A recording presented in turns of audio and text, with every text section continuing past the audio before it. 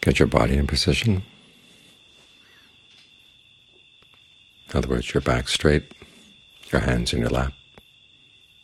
Face forward and close your eyes.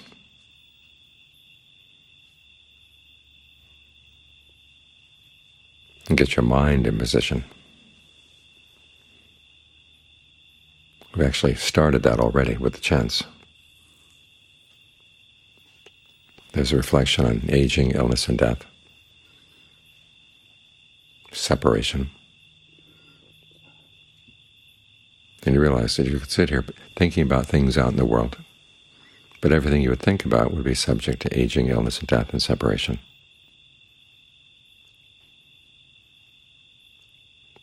Whereas in the meditation, we're hoping to find something that's not subject to those things.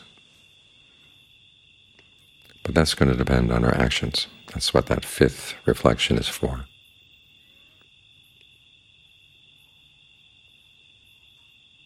If we want to find true happiness, it's going to have to come through what we do. We are heirs to our actions.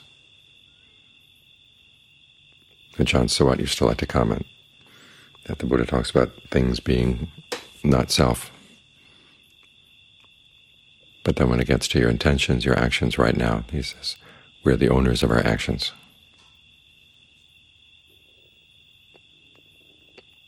In other words, reflection on not self is for things we should let go of. But the reflection on the fact that we do own our intentions points us to areas where we should be very careful and hold on to the idea that we want to do something really skillful with our actions, because we do have this potential. As the Buddha said, some actions are bright. In other words, they lead to good results in the world. Some actions are dark. They lead to bad results in the world. Some are both bright and dark. They lead to mixed results in the world. But then there's the action that is neither bright nor dark and leads to the end of action, that goes beyond the world. And that's what we can do as we meditate. And we can become owners of that kind of action. In other words, we can create it within ourselves. That's what we're doing as we get the mind into position. So that's the kind of thinking that should lead the mind right here. Because if everything depends on our actions, where are you going to watch your actions? Right? Everything depends on your intentions, where are you going to watch them? You watch them right here.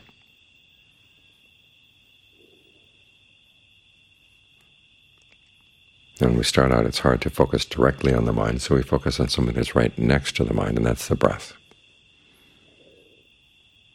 So take a couple of good, long, deep in and out breaths. Notice where you feel the breathing process in the body. When we use the word breath here, it's not so much the air coming in and out from the lungs. It's more the movement of energy in the body that allows the air to come in and out. If that movement weren't happening, there'd be no air moving.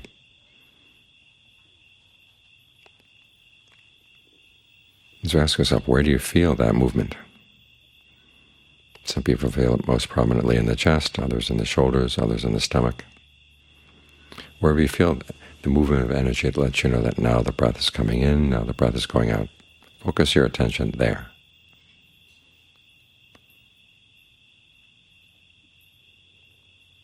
That's getting the mind in position. It's not all that hard. The hard part is keeping it in position.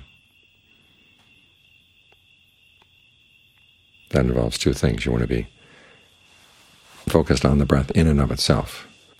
Don't let the mind wander off to other frames of reference right now. Just the sensation of breathing right here, right now.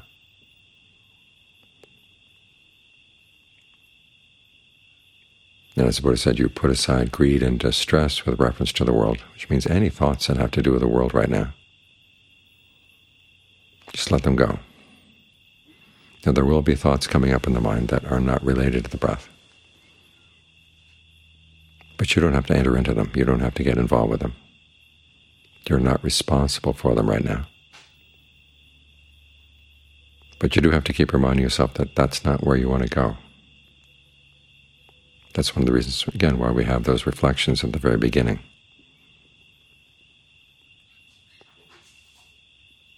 You go into thoughts of the world, you're going to the area of aging, illness, and death.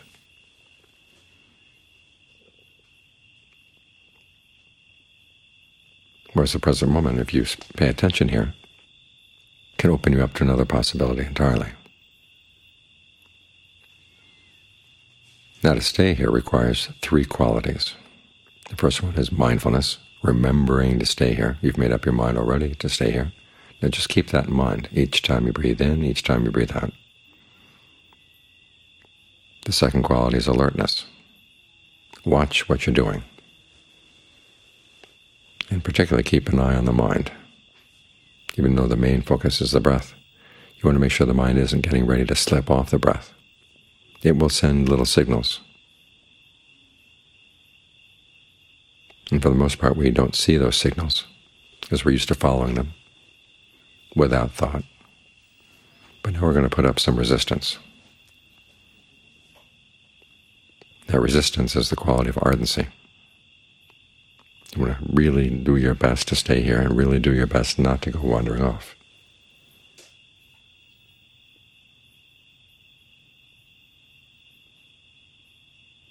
So that's what we're doing to keep the mind in position.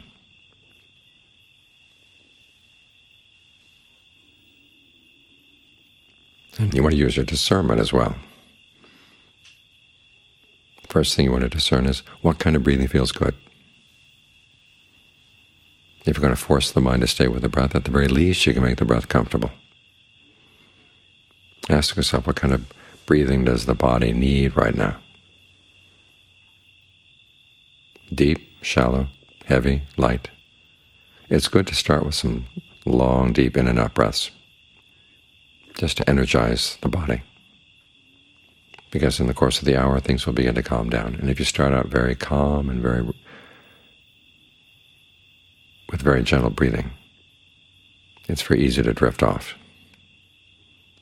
So give the body some energy, give the mind some energy with deep breathing. And then when you feel like you've had enough, then you can let the breath find whatever rhythm or texture feels right. Keeping in mind that that may change what feels right. So we want to be on top of it. If the breathing gets mechanical, it gets uninteresting, and then the mind begins to drift. But if you can ask yourself, what allows me to see what the body needs right now? What are the signs that the breath is too long or too short?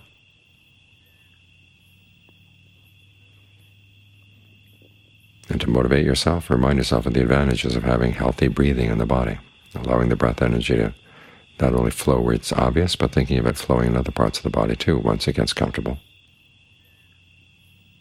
So if any tension or tightness in different parts of the body, you can breathe right through it.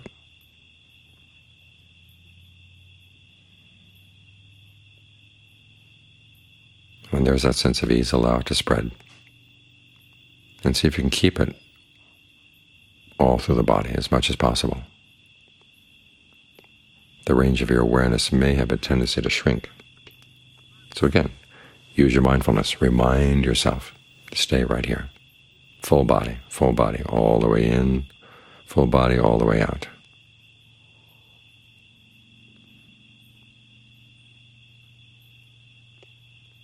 And try not to squeeze the breath,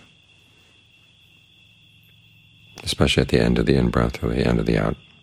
There is that tendency that once you're trying to make sure now you know the breath is coming in, now you know the breath is going out, you're trying to make a clear demarcation. But that doesn't allow a sense of fullness to grow. You're cutting it off each time you breathe in, each time you breathe out. Think of it as the ebb and flow of the tide.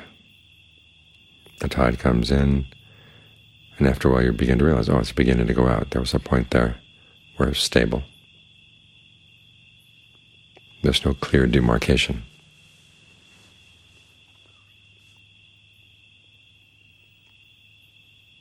And as you try not to squeeze the breath energy, a sense of fullness can come. Let that spread too. But even with a sense of fullness, a sense of ease, you don't want to forget about the breath, otherwise you begin to drift off. and you don't want your range of awareness to shrink. That's another reason why you drift off.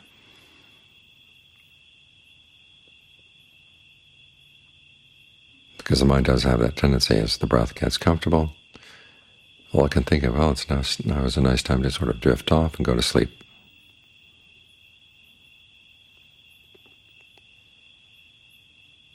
So as the Buddha said, you can't let yourself get overcome by the pleasure or the ease. Remind yourself there is work to be done. Mindful, ardent, alert, stay with the breath. The other extreme, of course, is when the mind has too much energy. Its thinking is popping around like a ping pong ball, just bouncing here, bouncing there.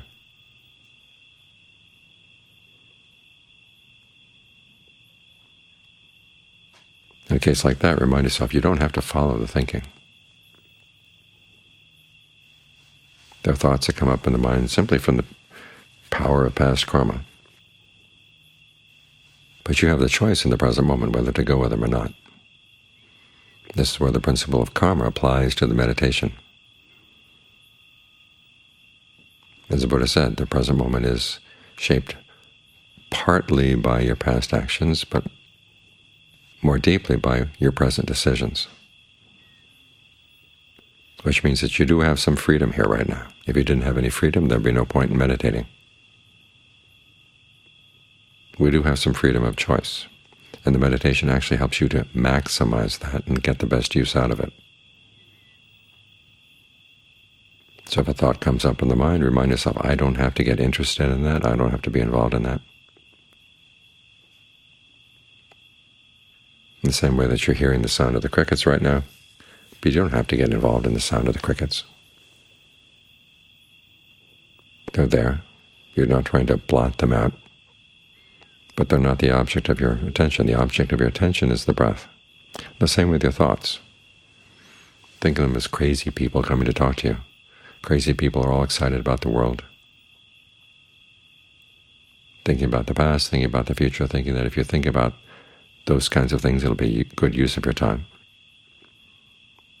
And you have to remind yourself, no, I'm going to try to find something new in my life.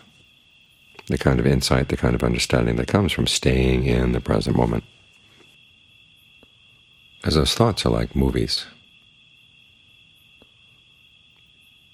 And you have the choice. You go into a movie theater, you can sit and watch the screen and then get sucked into the movie.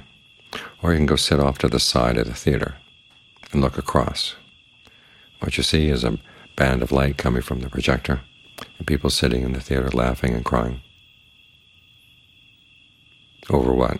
Flashes of color on the screen. In other words, as you get into the present moment, you begin to see the processes of the mind as they create thoughts. And you see how jerry-rigged they are, how arbitrary.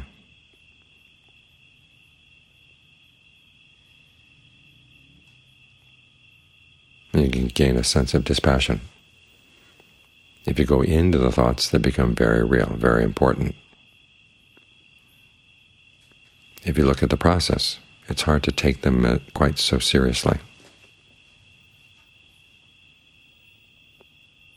This is one of the advantages of staying in the present moment, because you can watch these things as processes, as they're happening. And if the mind gets tricked into slipping in again, you can see, well, why was it tricked? What did it fall for?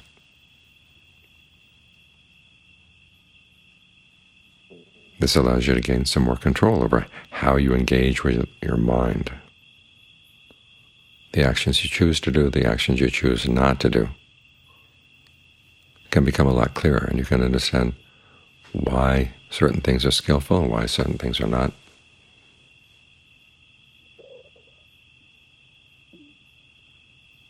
This is the beginning of that karma that leads to the end of karma. You see how you're creating karma right here, right now, in your choices.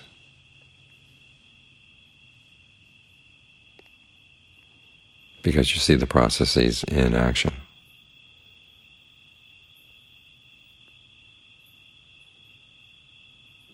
So there's a lot to observe here. Some people watch the breath for a while and then they get bored. It's because they're not really looking.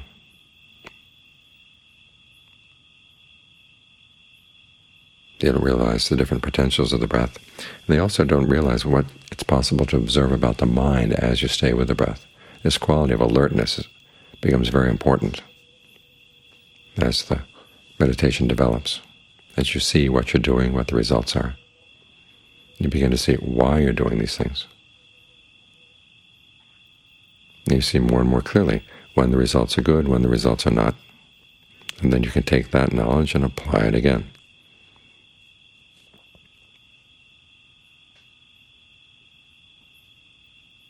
And this is why we get the body and the mind into position, because we're in the right position to see through the ways the mind deceives itself.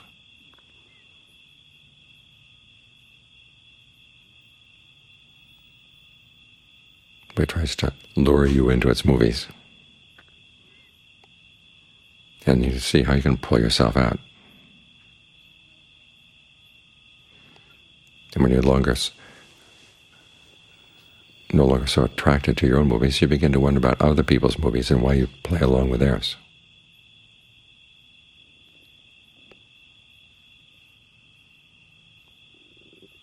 And this frees you from a lot of influences from outside that otherwise could be harmful, because you begin to see which things other people are doing that are skillful and not.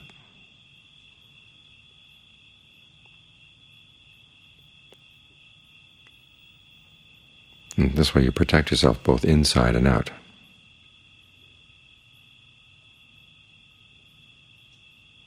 So as you get into position here, you're putting yourself in a safe place, a strong place, a wide open and very clear place.